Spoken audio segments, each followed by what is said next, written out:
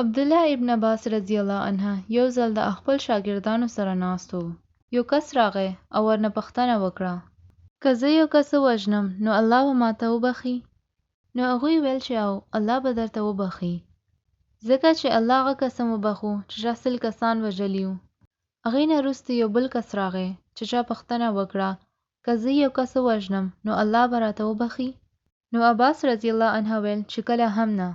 هغوی شاګردان ډېر حیرانه شول او پوښتنه وکړه چې دا څنګه خبره ده؟ زموږ ایمان او عقیده کې هیڅ شک نشته چې یو غټ ګناه هم د مسلمان له کافر نشي جوړولی، ځکه چې الله ورته وبخي.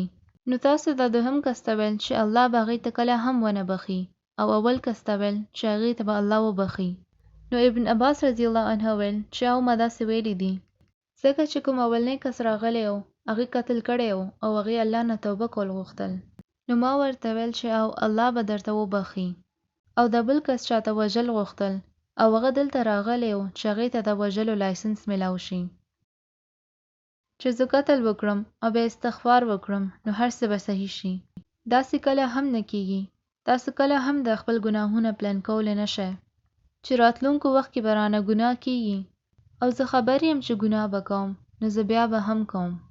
چې ګناه نه پس به زمونځ او الله ته دعا وکړم او بیا الله به راته وبخي، او زه به د خپل زړه خبره نه اورم کوم چې راته وایي چې دا مه کوه. نو الله غواړي چې موږ د خپل ګناهونو باره کې سنجیده شو او ګناه په دې نیت سره نه کوو چې الله به وبخي.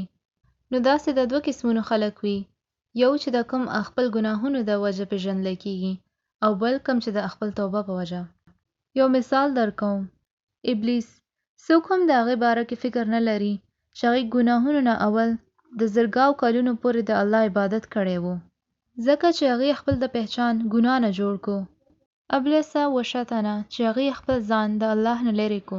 هغه د خپل کبر یعنی د تکبر او غرور نه پیژندل کیږي، او هغې د خپل پهچان د ګناه سره جوړ کو، ځکه چې کله هغې ته احساس وشو چې هغې د الله نافرماني وکړه او بیا هم په خپل ګناهونو پښیمانه نه شو، توبه ونه کړه او الله نه یې مخ واړو او خپل د زرګاو کلونو عبادت یې ضایع کړو. نو داسې ډېر خلک دي چې چا د ابلیس اول ګناه نه هم زیات لوی ګناهونه کړي دي، خو دا هغه خلک دي چې کوم ګناه وکړي نو توبه هغو پهچان جوړ شي. نو یونس علیه السلام ته وګورئ، آیا موږ د هغوی ته د خطا او که د هغوی توبه د وجه پیژنو؟ او موږ خبر یو چې د یونس علیه السلام پهچان د هغوی توبه ده. نو هغوی ویل چې الله ما یو خطا وکړه، زه ستاسو ته هغې ځای نه غږ کوم چې اول کله هم چې هغې ځای نه دی کړی. زه ستاسو ته د مایي خېټې نه غږ کوم. زه به ستاسو هیله لرم. او بیا دعا وکړه: لا اله الا انت سبحانک انی کنت من الظالمین. نو دا د الله کامل کېدو خبره او د خپل کامل نه کېدو اقرار وو چې زه خطاکار یم. او الله څه وویل؟ فاجتباه ربه، الله هغې له منتخب کړو، وجعله من الصالحین، او بیا هغې له د صالحین نه جوړ کړو، یعنی هغې له د اول نه هم زیات بهتره جوړ کړو. ځکه چې د رسول صلی الله علیه وسلم ویل چې څوک هم د آزمایش او تکلیف کې وي او د هغه یونس علیه السلام د آواز سره الله ته غږ وکړي نو الله به د هغې آزمایش لرې کړي. نو ولې؟ ځکه چې د یونس علیه السلام هغه کس دی کوم چې د خپل توبه باندې پیژندل کیږي.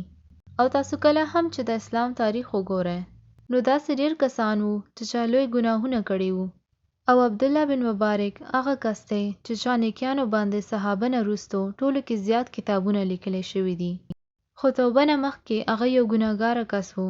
شراب به وڅکو، موسیقار و، او هغې د ایران کې کور د پاټیانو سنټر و، خو هغې توبه د هغې پهچان جوړ شوی دی. او مالک ابن دینار رحم الله هم یو ګناهګار و. هغوی به ډېر زیات شراب وڅکل. هغې د 11 کاله یو مونځ نو کړی او په شرابو نشه کې د خپل لور وژلې وه. خو نن د ټوله دنیا هغې له د ګناهونو په وجه نه پیژني، بلکې د هغې توبه په وجه پیژني.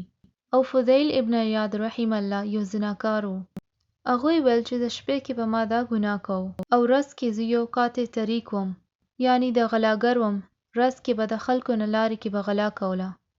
او هغې هم د خپل پهچان توبه نه جوړ کړی و. او نن ځکه موږ د ټولو کسانو له د هغوی توبه نه پیژنو.